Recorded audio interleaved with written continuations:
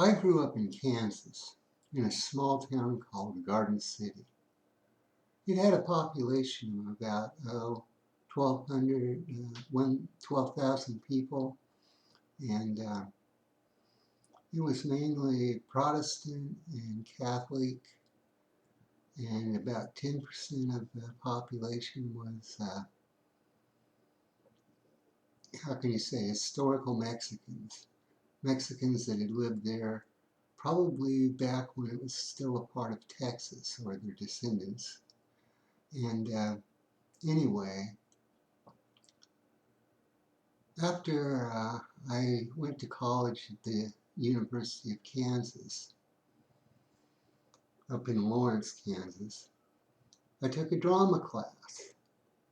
And for some reason, I always liked being around females that were very good looking. And anyway, we generally ended up pairing off into usually male-female pairs to do the various exercises. Well, there was this cute dark-haired female from New York there, and I just ended up pairing off with her. And at any rate, we got along great. Well, after a few days, we're talking, and she asked me what I was going to do for Hanukkah. And I said, what? She says, Hanukkah. I go, what's that? She says, you know, Hanukkah, menorah. And I says, I have no idea what you're talking about, because I didn't.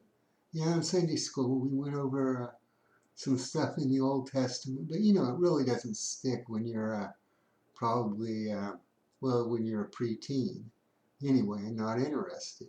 So anyway, she looks at me and she goes, you're not Jewish? I said, no. You're not from New York? And I'm like, no. And I mean, we still got along after that, but some of the fire in her eyes probably died out with that, because she actually thought I was Jewish.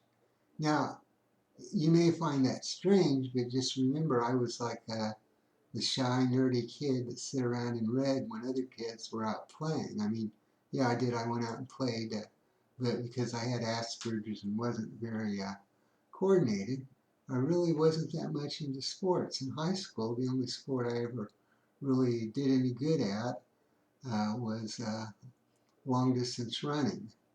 And that was, you know, it was like a 2 mile cross country, I think we called it. But anyway, you know, and I ended up being on about the second best team in the state, so I wasn't that slow. But other than that, I just didn't really speak like my peers exactly. And I don't know, somehow I guess maybe from watching television and listening to the talking heads from the East Coast, I had picked up much of that accent, because I probably spent more time with that accent in a way than with the local Midwest accent. I mean, it wasn't really hick. Now, some people did sound more like this than other places, but you know, you get right down to it. She had actually thought I was Jewish. Um, and you know, that's one thing that I've often learned in my life, because I really like people and cultures from all over the world.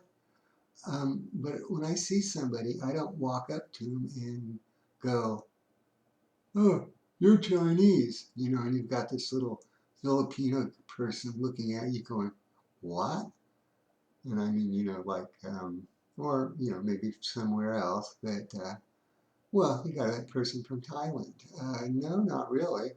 But, so basically, the way I always found out where somebody was from, I would start talking about why they were, you know, in Lawrence, and then I'd say, where are you from?